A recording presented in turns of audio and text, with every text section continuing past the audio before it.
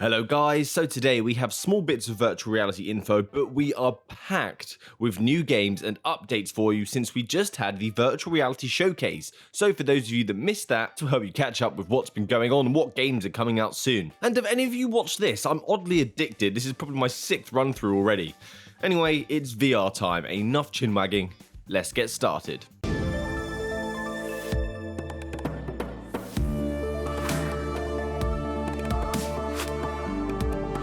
So the first game, a nice surprise, as a good friend of mine, Gamer Reality, showed me this game I think a couple years back and I loved it. A Township Tale was coming to the Oculus Quest on July 15th, because why go out and enjoy the summer when you can stay inside, right? That's literally what I'll be doing, because this is what happens when you step out. The game has a simple art style that lends itself well to the Oculus Quest with bright, bold colouring. Township is a fantasy game, so expect class types, and you're trying to prevent an evil fate terrorising the land, very ominous. You also have a hometown which you've stumbled across, and you will build it and progress it using your class skills, gathering resources and foraging for supplies. You can also create private rooms with up to 8 players in, and for only $10 I think many of you will be pleasantly surprised with this game, much like Stones in Harleth, that was £8 and that's awesome. Next we got insight into the X-ray kill cam for Sniper Elite VR, coming to all major platforms, which was one of the unique features of the Sniper Elite series. The teaser starts off with lots of kill shots, lots of killing sprees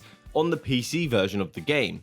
Then it ended on the kill cam, which you fire your sniper and then you follow the bullet before it goes close up into X-ray mode, and then the bullet tears through the enemy. I am hoping in virtual reality it's going to be much more impactful than the trailer was. It did let me down a little bit personally, but it is always really hard to judge and experience virtual reality when looking at a 2D plane. Nevertheless, the game looks absolutely fantastic and is coming July the 8th. Unplugged VR showcased another track, more rock tunes. This time it was The Offspring, The Kids Aren't Alright, which is a very fitting song for today. If this is the first time you're seeing this game, this is an air guitar title. Think of it as Guitar Hero, but with no controllers, and in virtual reality. I look forward to this one as I'm a big rocker, and we finally have a release period for this game, so expect it to come this fall. So when the sun goes in and we're ready to be angry about it, we can just play Unplugged instead. This one really took me by surprise. It was just a teaser trailer, but incredibly amusing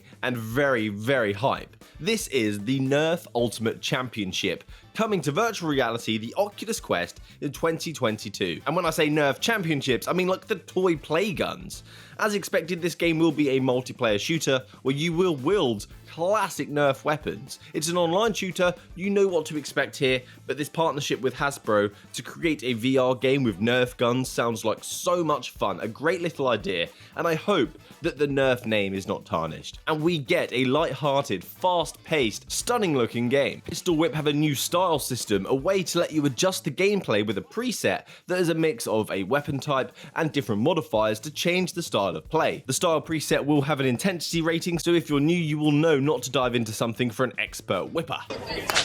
There is also a new UI, and the new UI looks so much better. It's like a digital blockbuster movie store. I think it looks so much better and easier to navigate, especially fitting more scenes on a single screen. So to access the styles of the new UI, you will look left where the modifier board used to be, and here you can choose your preset, create your own style preset as well if you want to customize your own. And they've also added a new modifier called Bullet Hell, which is like enemies have rapid fire weapons, so you have to dodge like crazy, giving you an intense leg workout. This is coming this summer with the release of Smoke and Thunder's DLC. Now Oculus, they have bought their 5th game studio. They are locking them down, and this time it is Big Box, the studio that brought us Population 1, the Battle Royale game for VR, which is a really great game, especially in nurturing a community at least when the game first started, but people are getting crazier every day. For those of you that may be worried, the game is still going to be supported on multiple platforms. This isn't Oculus pulling the plug on this game. But that's not to say that that could happen in the future with Population 2, which please don't call it that, guys. Don't call it that. Big Box have other projects underway as well, and I expect that's where Oculus will have more influence as they're not released yet. But don't panic, Beat Saber hasn't changed much, and that's owned by Oculus as well. I see this as just another revenue stream for them, and IP security. Waltz of the Wizard has another update. This is a game that's been updated more times than human history, I swear. Alden Dynamics are bringing a natural magic update to the game, with new environments being added, such as a large courtyard, which will be the sandbox environment where you can play around in, a fortress where you will battle enemies with your new magical skills, and since we recently got an update for the Quest microphone, they have even added an update where you can place magic in your mouth. That sounds wrong, I mean place bubbles in your mouth that will modulate it and give it the power to be used as a weapon against enemies. That sounds so cool. The new areas will not support hand tracking at launch though. For those of you that like this game, due to the fact that it has that hand track support, you won't be able to use the update just yet. And this update is coming July the 6th. A new game just dropped on App Lab, In the Hoop.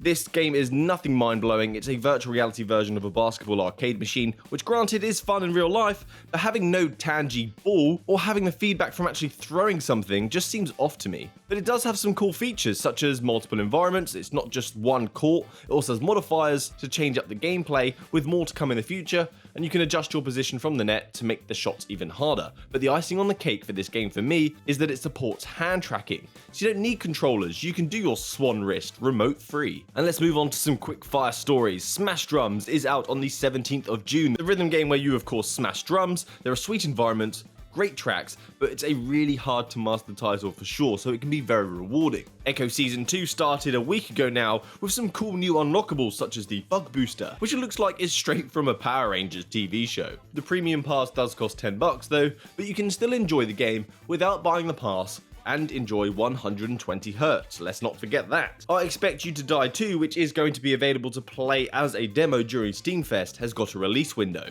which is going to be this summer, so much sooner than expected because summer is already here. A fun secret agent inspired puzzler, a community favourite, you must check it out if you haven't played it. Dimeo The Rat King pack is coming soon, I'm buzzing for this one, to dive back into this game with some friends to tackle a new story. So on June 28th, just 2 weeks away, we will have more hours of gameplay to enjoy. I'm definitely interested to see how this differs between the different stories. Is it the same thing with the new boss, or is it going to be completely different, new enemy types and more cards? And finally, a fantastic update, Doom 3 just got full B-haptic support on the Oculus Quest, so you can now use your B-haptics gear and cyber shoes all at once to have the most immersive Doom experience possible. Feel getting hit, feel firing a weapon and running. It's not perfect of course, but it's the right direction for virtual reality enthusiasts at least, and it is a great game which I do recommend trying in virtual reality if you have not, and put on a vest if you've got one. So that's it from me today guys, thanks for watching to the end of the video, getting caught up in the latest and greatest in the virtual reality space. Please subscribe and stick around for next time, a small deed, but it means a lot to me.